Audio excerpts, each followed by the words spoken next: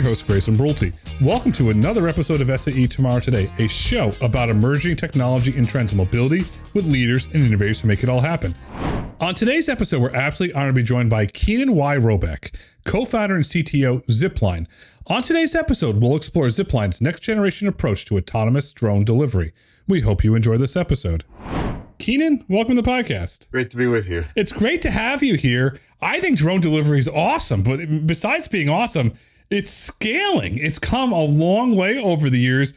Going way back in history, what was the inspiration behind Zipline? I mean, the inspiration, we were really excited about the idea of drone delivery, and, companies like Amazon had already announced it was coming next year. And we decided to go start in a niche we thought just had extraordinarily high value in delivering blood, and Rwanda was our very first customer. And since then, we've scaled around the world. We deliver to thousands of hospitals and clinics. We deliver pharmacy to home. We deliver food from restaurants and e-commerce now.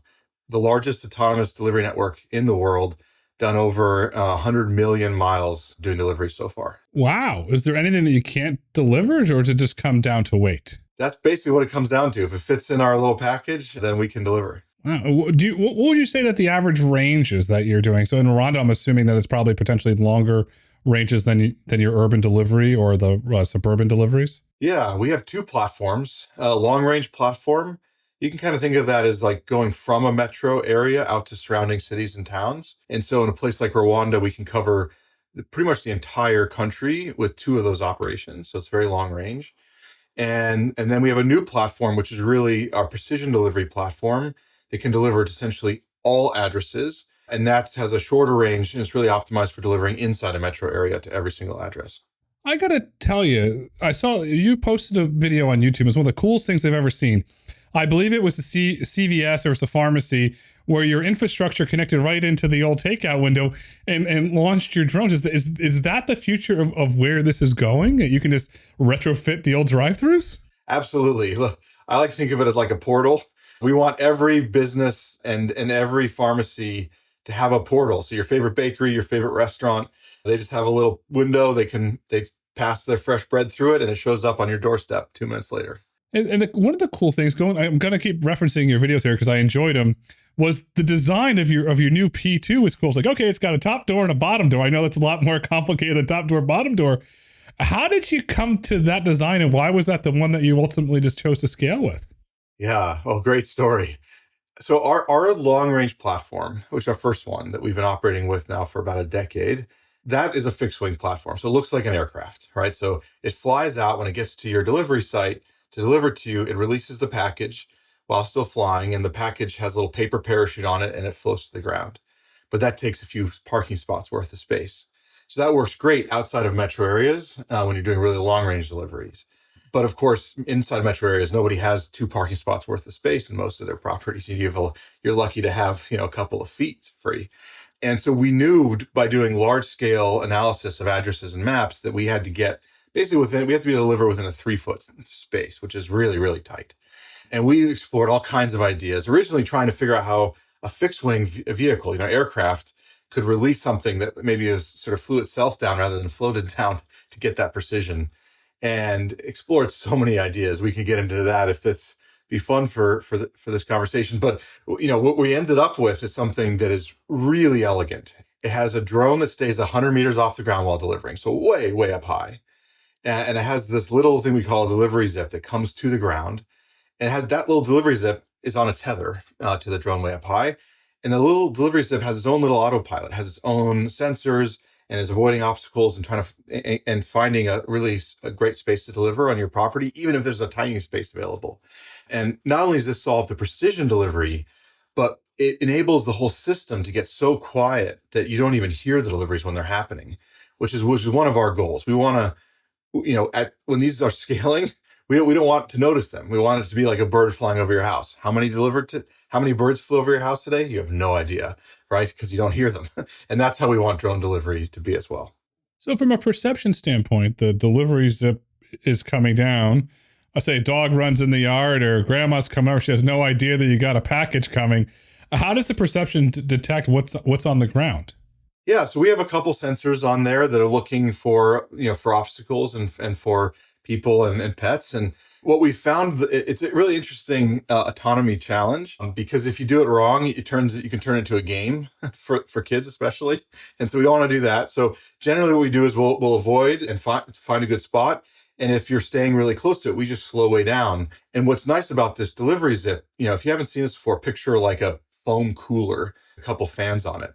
And it's very benign, right? So even if it, even if it were to bump into you, this is not a big deal. It's going to just keep making its delivery and deliver what you need. And so we found that this is the right balance by making a very intrinsically safe little delivery zip and just the right level of autonomy and perception to, avoid the power lines and the clotheslines and that type of thing. Find a good spot, and then if you're standing right in a good spot, it'll move over and deliver next to you. Has been working at and scaling.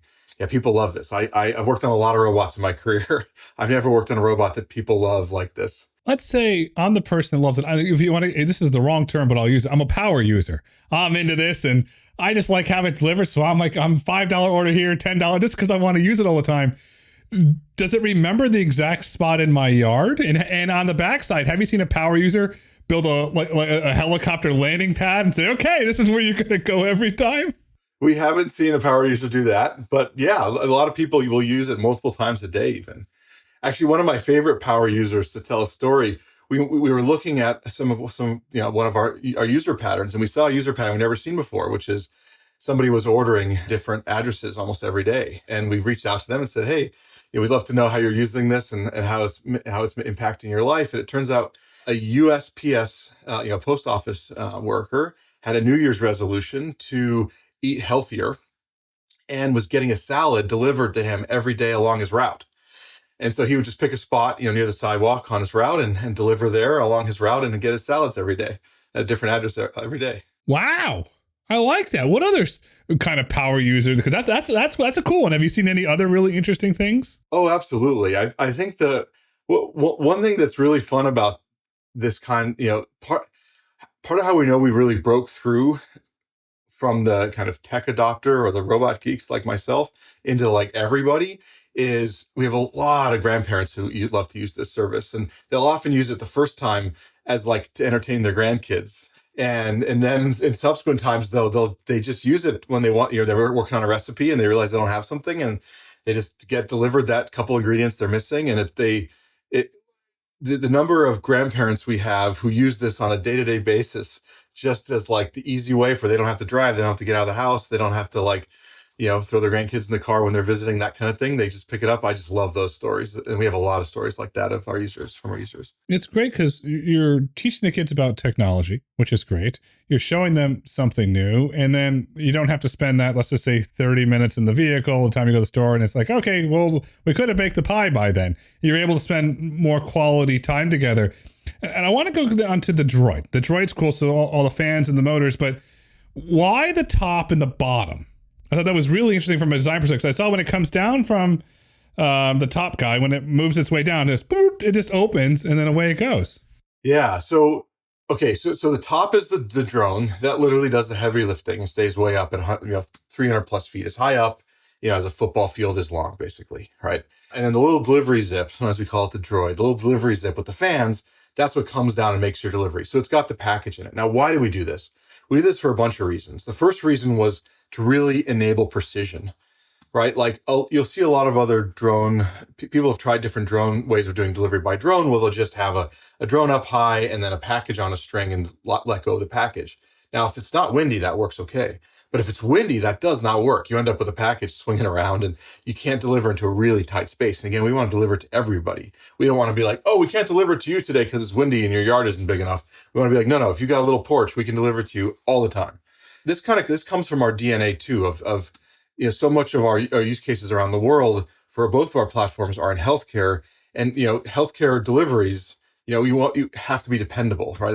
We believe that just is a moral imperative. And so, and for both platforms, even our new precision delivery platform, a lot of parents are using it to get prescriptions delivered straight to their homes. It can be as simple as like my kid has a fever and I ran out of Tylenol, and so rather than like taking my kid and going down to the pharmacy and getting it, it just gets delivered 10 minutes later. Better for everybody in so many ways.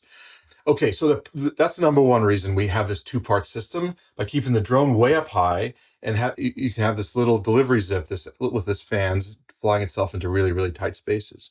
It also adds layers of safety. By keeping the drone really far up high, we have, if something were to go wrong with that aircraft, there's a lot more time, and it's much farther from tall buildings and things like that, to be able to have the time for fault behaviors to kick in and safe behaviors to happen, even in the case of faults.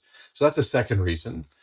A third reason is noise. We have some fundamental innovations in our propeller design that make our propellers unbelievably quiet. If you've ever been around a large drone like ours, like on this sort of 55 pounds, they're very loud. And if compared to those drones, we're much, much quieter.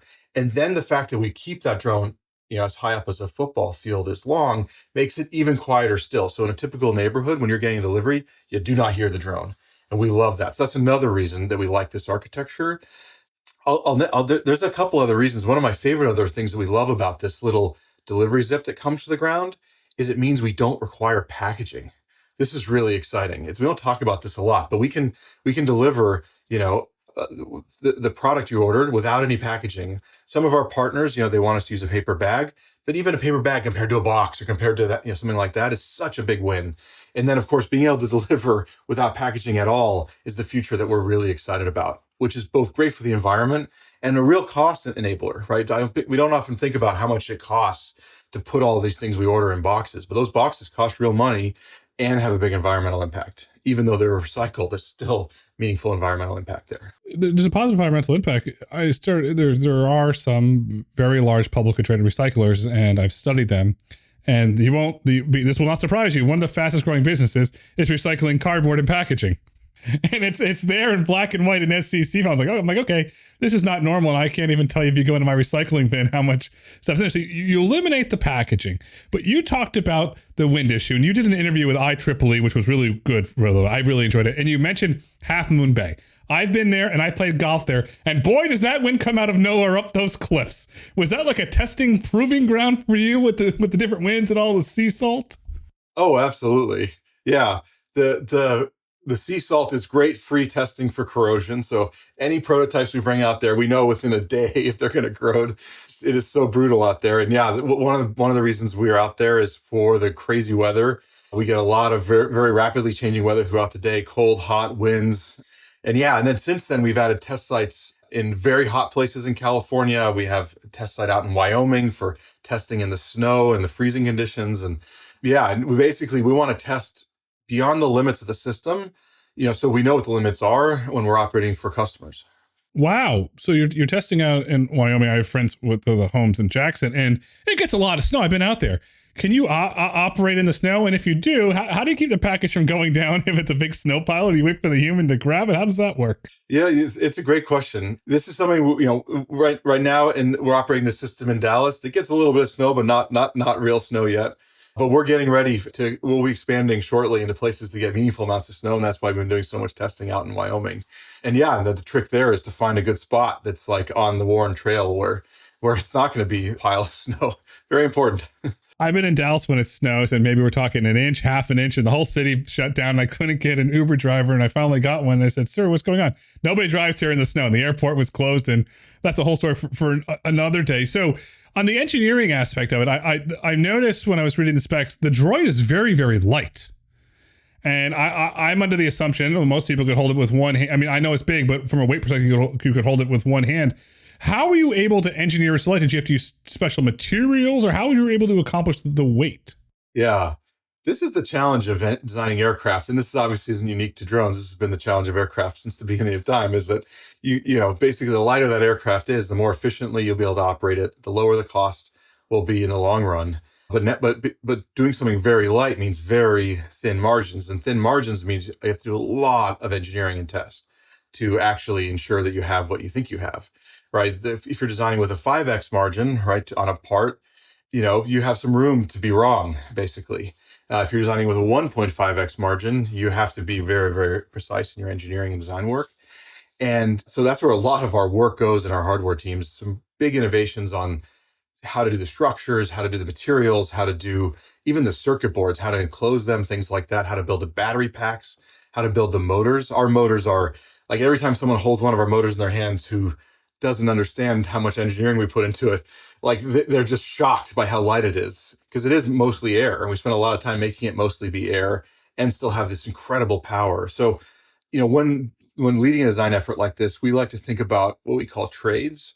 And a trade for us is like, in this case, would be the value in dollars of getting a gram out of the aircraft, which in this design for us is $10 per gram. So what that means is if you can take a gram out of the aircraft, you can add $10 of value to the life of what that aircraft can deliver, if that makes sense. Because that's really the way I think of generally when you take weight out of the aircraft, you can now deliver more payload. And so basically that's the trade we're working with in the design of this platform. And that obviously incentivizes a lot of work on pulling out every single little gram you can, whether it's in optimization or different manufacturing process or whatever it might be. For each gram you pull out, you save $10, but you also increase the distance that drone delivery can go? You can think of it that way. In practice, obviously, you can, if you save weight, you can spend it in different ways. You can be like, all right, we saved some weight. Let's add some more cells to the battery and get more range, like you're talking about. Generally, at this point in the design, after now that we've shipped it, when we're reducing weight now, it's just more payload. And obviously, we could get, you could say, hey, we're not going to get more payload. We're going to take this weight savings, get some more range out of it. Yeah, that's the triangle of when you think about the design of these systems. It's this hard trade between range versus costs versus the payload you can carry.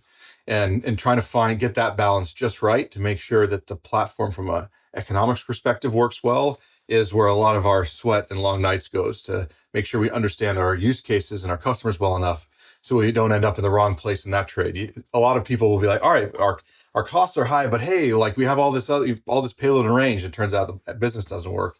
That's what you want to avoid. What is the weight of the droid today? Yeah, so the overall system, about 60 pounds. And that includes the payload and the drone that stays way up high and the droid, or that delivery zip that comes to the ground. That's about 60 pounds. The little thing that comes to the ground, that delivery zip itself, weighs about 5. It's a small weight at the gym. Now, in the future, so you're 60 pounds all in, and so 55 for the drone operation, 5 for the droid. Based on you're saying that weights in the grams, is it a fair assumption to say over time that it will get lighter? Probably, yeah. Yeah, as we find more opportunities to pull weight out of it, we will. And we'll either use that to increase payload even more or increase range more. And if we're good enough at it, we may even add more cells into the battery pack to then even go more further range. So these are all things we're looking at over time as we optimize the platform. So you optimize the platform. So you're at a really good place there with 60 pounds, but obviously you didn't wake up one day and say, aha, we're going to get the weight really down to 60 pounds. What were some of the crazy ideas and prototypes that you went out there and started testing before you ended up on the P2 system? Oh, before we ended up with this architecture, I think the craziest one we tried. So I mentioned our long range platform. So our long range platform is not vertical takeoff and landing like this precision platform is. And a lot of the early prototypes we looked at was how can we get the precision, so deliver into a tight space of just a few feet across, while still just being a fixed wing aircraft, so we could keep that very long range we get. And we've explored many ideas here, and I think one of the craziest ones we ever just looked at was basically take that package with a little paper parachute on it and try to add a small, basically a motor, small bit of electronics, so that little package could steer itself while it floated down into a tight area. It turns out it's, you can do it. It's quite hard to do precise enough to get into a 1 meter space. But by the time we solved that problem, the electronics package in there was way too expensive to make that work. Even if we assumed that you could tear out that package with self-addressed envelope and people would send it back to us and we'd refurbish it and put it back into operations, which of course would be an operational nightmare. Yeah, I'd say that was one of the craziest ideas we looked at was, could we have a little, sort of like a paraglider type thing where you jump out of a plane and you float down, which you can steer, try to do that with the package electronically. That was one of the crazier ideas of many crazy ideas we looked at before getting to this, drone up high and little active delivery zip down low.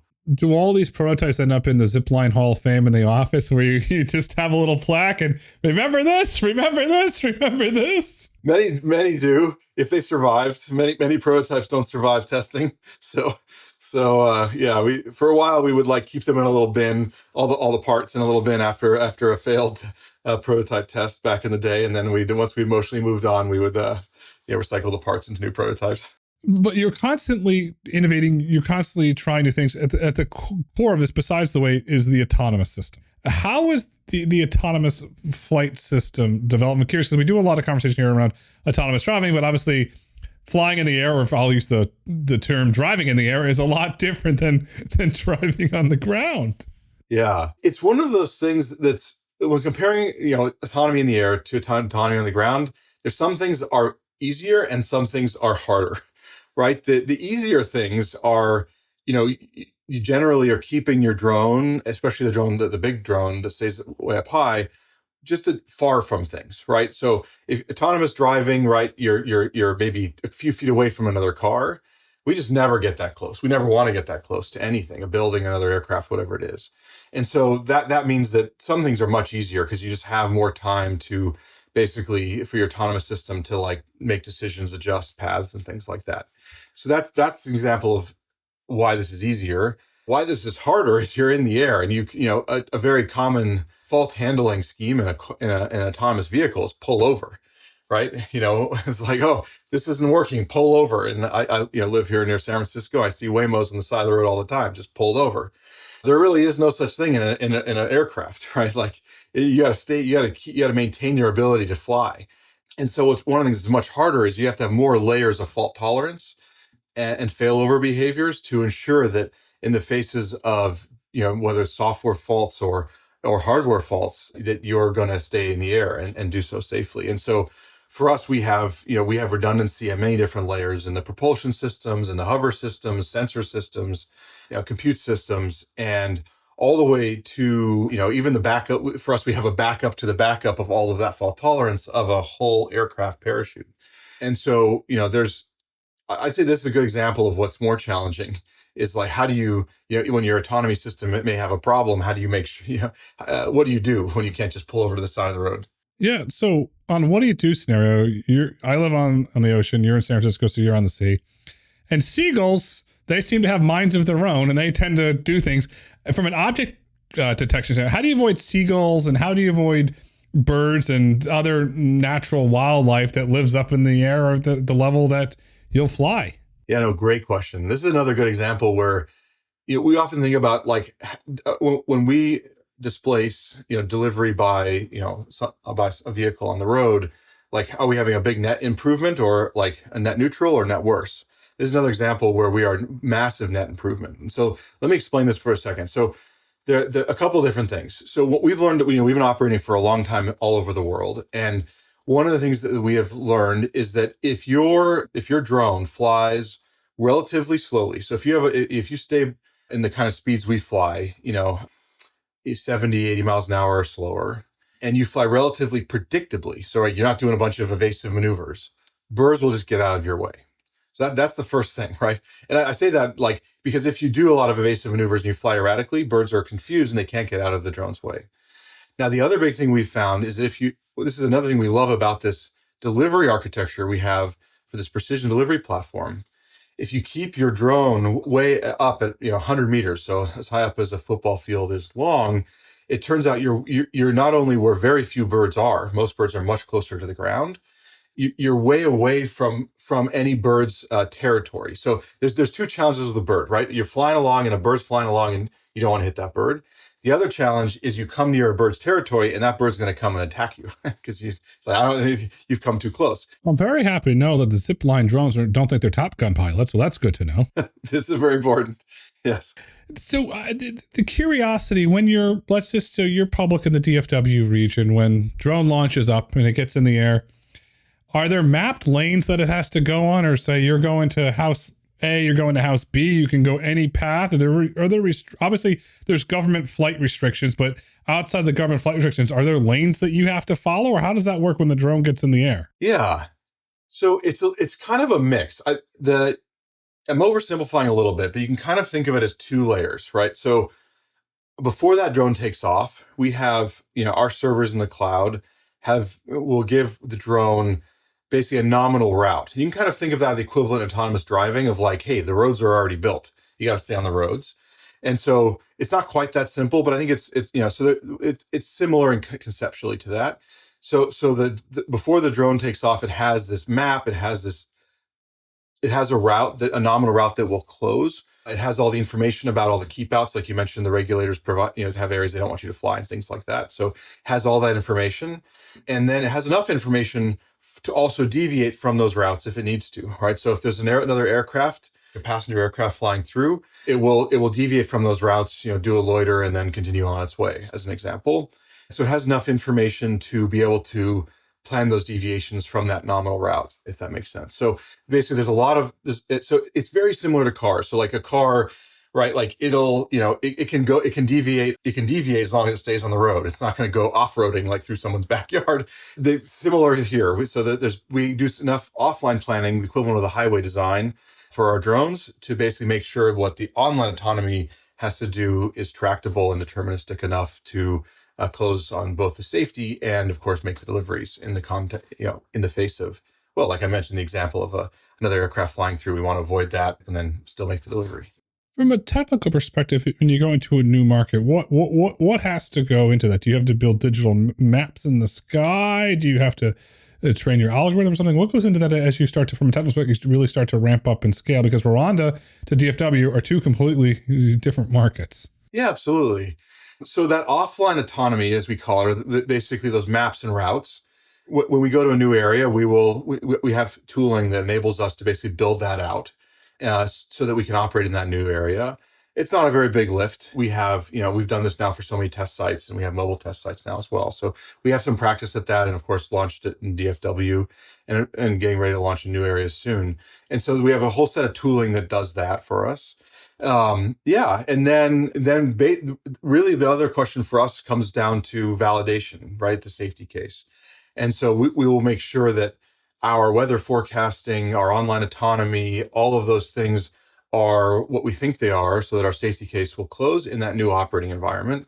It's very similar to how autonomous driving is kind of starting in one operating domain, right? So most autonomous driving started in a place that doesn't have snow, for example, and there's a reason for that.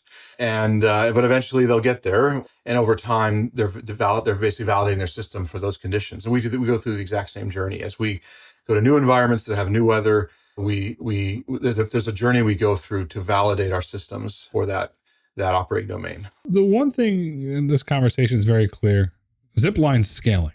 So when you're scaling, I got to ask, what's next? What's coming next? What have you built, your prototype that you're going to commercialize, or what's coming next? Yeah, no, good question. So, most of our efforts are all very focused on scaling this precision delivery platform. We're in our first metro is scaling like gangbusters. Like I mentioned, I've worked on a lot of robots. I don't come from aviation. I come from robotics. And so many attempts have been made to make robots that people really love. And I've just never seen anything like what's happening with this platform. I mean, we're scaling with essentially no marketing whatsoever, like 20% week on week. It's wild in terms of the demand. And so a lot of what we're doing is basically getting ahead of that demand for all of our internal tooling and processes. You were asking about some of that on the autonomy side, of course. And so that's where most of our efforts going. We have a little skunkworks team at Zipline we call New Products that's working on the future bets. We have some exciting things in the pipeline, but I can't talk about those yet. Really for Zipline, what's coming next is, new metros are coming online, and really scaling just to meet this demand is a great problem to have. Zipline has future bets. Alphabet has other bets. So I think something big might come out of that, just based on the marketing and brand in there. Keenan, this has been a fascinating conversation around all things autonomous drone delivery. As we look to wrap up this insightful conversation, what would you like our listeners to take away with them today? Yeah. Oh, great question. For me, this is simple. We really want to enable everybody for their job or their personal life to have access to what they need to, right? If you want dinner for your kids, it should be on time. It should be hot every time. Pharmacy delivery, bakery delivery, you name it. We want logistics to revolve around you. This is a big thing that we're really passionate about, and we want it to melt into the background. We believe infrastructure like this should be boring, as in it should not sound like, you shouldn't hear it at all, let alone have it sound like a drone. And we're really passionate about this. And And maybe the last thing I would say is if this sounds like something you're really passionate about on the aerospace side, on the aircraft design side, on the autonomy side, on the operations and scaling side, please check out our jobs. We are hiring extraordinary talent in many areas across Zipline. And if this sounds like something you could get passionate about too, please reach out. Passion's a good thing. I have a lot of friends in the QSR, quick service restaurant business. And the one thing they're passionate about delivering more than anything is the French fry test. Can your autonomous delivery pass the French fry test? And what they mean by that, well, your French fries arrive crispy. And I think you're well on your way to passing the French fry test. And if you're not, you can go hire somebody to do it, because that's where this is all going, is crispy French fries delivered. Today is tomorrow. Tomorrow's today. The future is Zipline. Keenan, thank you so much for coming on SAE Tomorrow Today. It was a pleasure to speak with you. Thank you for listening to SAE Tomorrow Today. If you've enjoyed this episode and would like to hear more, please kindly rate, review, and let us know what topics you'd like for us to explore next. Be sure to join us next week as we explore how digital engineering, AI, and software-driven architectures are redefining combat mission systems. SAE International makes no representations as to the accuracy of the information presented in this podcast. The information and opinions are for general information only. SAE International does not endorse, approve, recommend, or certify any information, product, process, service, or organization presented or mentioned in this podcast.